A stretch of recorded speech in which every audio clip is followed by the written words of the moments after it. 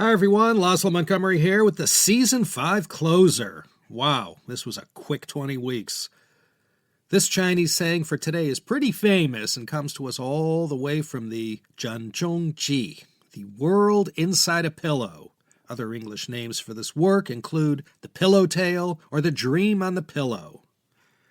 Popularly, this story is remembered as the Golden Millet Dream, among other names, and the genre of Chinese fiction that our chengyu comes from is called chuanqi. These chuanqi stories originated from the 志怪小说 stories that started showing up in the Han and evolved over the centuries leading up to the Tang Dynasty. This is a genre of Chinese literature filled with tales full of mystery and imagination, often containing all kinds of macabre and supernatural elements. The most famous person in the Chinese pantheon of literary figures associated with these works was the early Qing Dynasty writer Pu Songling. This book, the Zhangzhongji, is attributed to one Shen Jiji, who lived 750 to 797. These were the years that included the Anshi Rebellion, as well as the reigns of Suzong, Daizong, and Dezong. Not the best years of the Tang Dynasty. The Golden Millet Dream, Huáng Liáng Měi Mèng. Huáng Liáng? It's a fine strain of millet. I don't think I've ever partaken of this stuff. Millet is a cereal crop that is embraced in developing countries, mostly because it grows well in hot climates and has a short growing season. It's not very demanding as far as agricultural crops go. India, China, and Niger are the big three producers in the world. Mei is beautiful, and Meng is a dream. A Mei Meng is a beautiful dream. Millet, beautiful dream.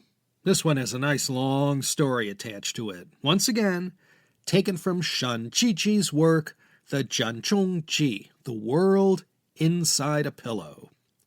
And it took place in the ancient city of Handan, once the capital of the state of Zhao during the Zhou Dynasty Warring States period. It's one of China's most ancient cities, going back to the Shang, located in southernmost Hebei, not very far north of the Shang Dynasty capital near Anyang. And this is all happening during the reign of Tang Emperor Xuanzong, just prior to the years author Shen Jiji lived. There's more than one version of the story about the Golden Millet Dream. They're all basically the same narrative with different characters. It involves two men. One was a Daoist priest surnamed Liu and believed to be Liu Dongbin, one of the 8 immortals of Taoism. In another one of the stories, the Liu Dongbin character is replaced with another immortal, Zhong Liquan. The other name I mostly ran across for the priest was Liu Weng. Weng means old man, so that'd be Old Man Liu, whatever his name. He was a Daoist priest. The other character was a scholar official named Lu Sheng, and like many people dissatisfied with their lot in life, Lu Sheng believed he had been given a bum rap. He was no longer a spring chicken, but he was still young enough to have a fire in his belly, and he felt heaven was working against him, denying him the life he aspired to. Time had passed him by, and his work as a petty official in the civil service brought him neither wealth nor honor. In fact, Lu Sheng was barely getting by, living just enough for the city. On the way back to his farm, Lu Sheng found himself in Handan for the evening and looked for an inn to find shelter for the night. He had been on official duties and was on his way back home to deal with matters in his village. So he pulled into this modest inn, paid his fee, and was given a space on the floor and a mat of some kind to lay upon. Another fellow had already checked into the inn, and Lu Sheng's space was adjacent to this man. And this Daoist priest was surnamed Liu. So these two, they got on famously right from the start, and they got to talking.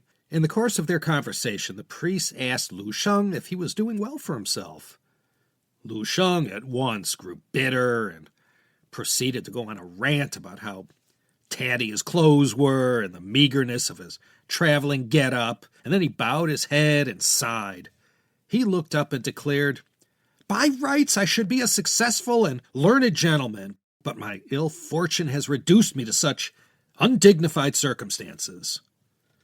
Priest Liu replied, "Why do you say your circumstances are poor? You're young, with firm muscles and a healthy glow, and besides this, just now you were speaking in a lively manner and we were laughing happily. Why the sudden change in your tone?" Lu Sheng said, "Man, I'm only just getting by, not really living the good life like I should." "What do you mean by saying that your life isn't any good?" asked Priest Liu. "If you don't think your life is any good, then what sort of life would you like to lead?" "I'll tell you," Lu Sheng said, fixing his eye on the priest. "Living well means winning fame for yourself and honor for your family." He went on, "It means being a brave general in the army and a wise chancellor in the imperial court. It means that you host great feasts and hire dancing girls to make merry with hundreds of honored guests who all swarm to your abode at every opportunity. It means that your clan prospers and you are wealthy enough to satisfy every one of their needs. Only when one has achieved all this can one be said to have led a good life." He went on, "When I was young, I studied hard and learnt every skill necessary to achieve this sort of existence. I thought that when I grew up, I would easily become a court official, decked out in splendid garments. But now that I'm in the prime of life, I'm still worrying about insignificant things like the fields and the harvest. Was this my fate?" Saying this, Lu Sheng sighed again, closed his eyes, and proceeded to recline on the floor to take a nap. As this was all going on, the innkeeper was within eyesight, and he was boiling up some millet for the evening meal. No one paid him any heed. Priest Liu, or Liu Weng, he took a pillow out of his pocket and handed it to Lu Sheng, and he said, "Here, lay your head on this pillow. That will bring you good fortune, just like you wished for." The pillow was made of porcelain and had 2 small holes on either end. Lu Sheng rested his head upon it and fell into a slumber. In his dreams, the small pillow seemed to grow in size until the holes became big enough and bright enough to walk through. Lu Sheng wriggled through one of the holes and suddenly found himself back home on the family farm. And not long into this dream, after studying hard to become a scholar official, he was lucky enough to win the hand of one Miss Cui from a neighboring town. And Miss Cui was not only beautiful, but came with a huge dowry. And from that point on, Lu Sheng's circumstances began to improve rapidly. The next year, he passed the regional civil service exams with flying colors and was promoted to regional high office. By now, he had cast off his old clothes of coarse cloth and put on official garments instead. And the year after that, he entered the imperial civil service exams and was appointed the position of vice prefect of Weinan County in east-central Shanxi. And from there, he was promoted multiple times until finally he worked directly under the emperor, drafting speeches and imperial edicts. Then he was given the important position of prefect of Shanzhou District, western Henan province. As prefect, he worked avidly on improving his district's waterways, and he oversaw the construction of more than 80 li of canals in Shanzhou, which made transport within the district much better. All the people under his jurisdiction loved and respected him. They even erected a memorial in his honor. Later in his dream, he was transferred to posts in Bianzhou, modern-day Kaifeng, and Lingnan in the south of China until he was finally promoted back to a post in the capital. At this time, the emperor was worrying over invasions from the Tibetan Tubo tribes on China's borders. The imperial army had just suffered huge losses in northwest Gansu and Guazhou against the Tubo and lost one of its best generals. The people of Guazhou were shaken and terrified. To this newly vacant position of leadership in Guazhou, the emperor saw fit to appoint Lu Sheng. In Guazhou, Lu led an army which broke through enemy lines and caused 7,000 enemy casualties. He reoccupied 900 li of territory and oversaw the construction of 3 major city walls. From then on, areas of military importance in Guazhou were well protected, and the people of this area also admired and respected him and recorded his great deeds by carving them in stone. Lu Sheng returned to the imperial capital covered in glory. The emperor rewarded him handsomely and promoted him yet again. Because of his new promotion and his achievements, Lu was extremely popular with both the courtiers and the people. But the emperor's prime minister started to become jealous of Lu Sheng and spread evil rumors about him. The emperor's mind was swayed, and as it happened, Lu was demoted from his position in the capital to one in Duanzhou, southern Guangdong. After 3 years, however, he was once again summoned to the capital and promoted until he performed some of the duties of the prime minister. He and 2 other officials held court for 10 years as the emperor's most indispensable advisors. Because they were men of strong integrity who gave good advice, they were summoned to private audiences with the emperor multiple times a day. Lu was known for his wisdom and clear-sightedness and gained the moniker the virtuous minister, the Xianxiang. Once again, however, courtiers saw him enjoying all this favor and privilege and, well, as it was with every dynasty of every nation's history, there were those who became jealous or resentful of him. They spread rumors that he was conspiring with enemy tribes on the borders, and hearing such rumors, the emperor issued an edict that Lu was to be thrown into prison. When messengers raced to Lu's abode with the news, he began to weep and panic. He said to his wife, "I used to live on a few acres of good land in the area east of Xiaoshan, not far from Xi'an. I never had to worry about having enough to eat or whether I would have a roof over my head. Why did I leave that simple life in order to pursue fame and fortune? Now I can only wish in vain for my old life, for my farming clothes of coarse cloth and my dark-colored little pony on which I traveled the roads around Handan." Saying this, he drew his sword to kill himself, but was prevented in the nick of time by his wife. Once in prison, all Lu's allies were killed. Lu himself narrowly avoided death only because some eunuchs put in a good word for him to the emperor.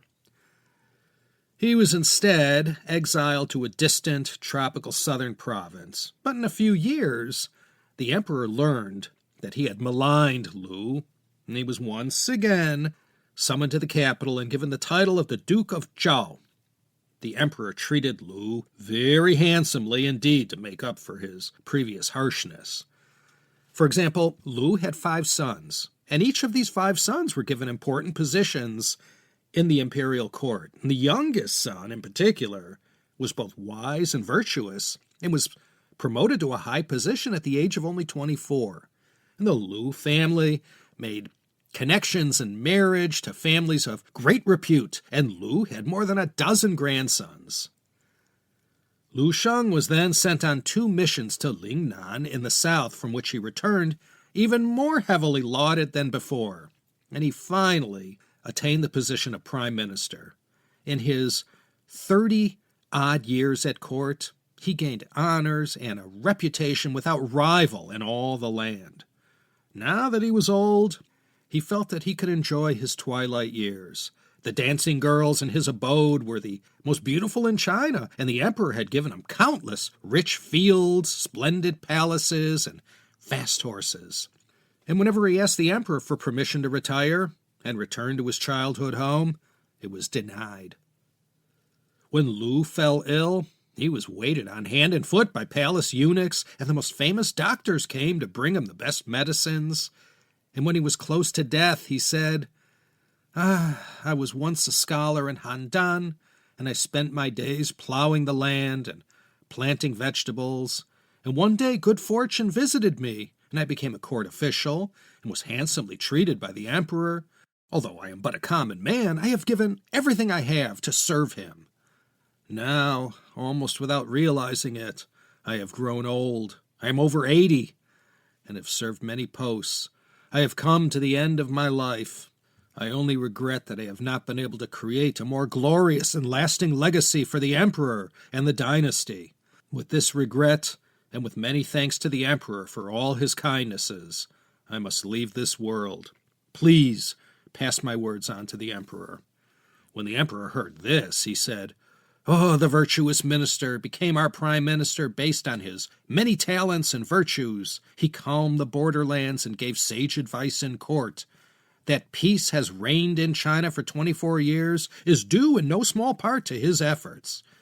Lately, he has been plagued by illness, and just when we thought he was on the point of recovering, he sends word that his illness has grown more serious, and we express our deepest sympathy and will send our best courtiers to visit him.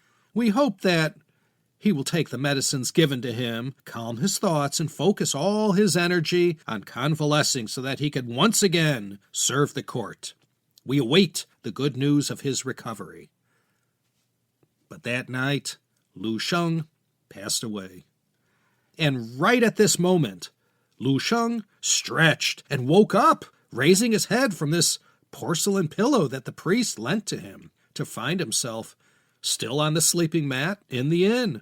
Old priest Liu was still sitting beside him, and the millet that the innkeeper was making for the evening meal was still simmering on the stove, not quite ready yet.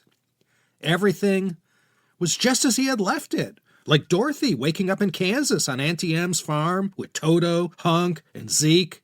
And Lu Sheng asked the priest, "Was this all a dream?"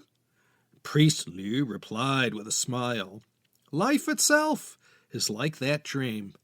Lu Sheng sat and pondered those words from this Daoist priest for a long time, and finally said to Priest Liu, "I now know all the circumstances of that man's existence, his dreams and ambitions, his glories and despairs, his life and death.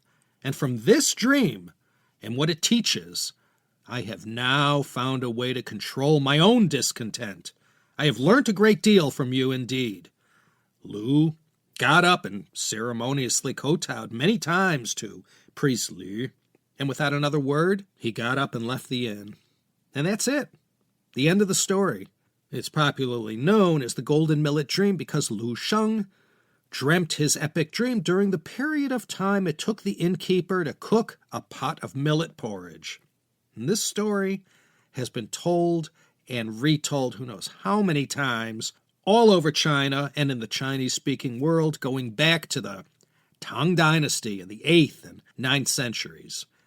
This Huáng Liáng Měi Mèng term became the Chinese equivalent of our English pipe dream.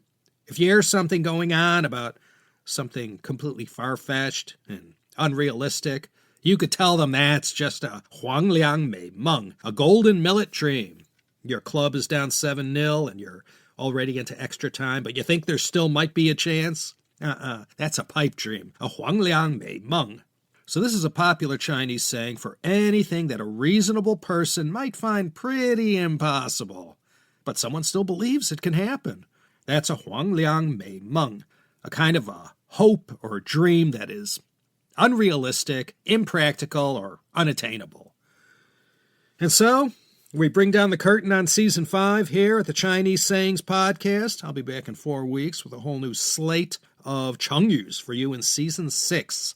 And a more special than usual thanks to Emma, who really went the extra mile with that nice translation. She's already hard at work on Season 6. 加油, Emma. Okay, I won't take any more of your precious time. This is Laszlo Montgomery signing off from Los Angeles. And as usual, I thank you for listening, and I look forward to seeing you again for another alluring episode of the Chinese Sayings Podcast.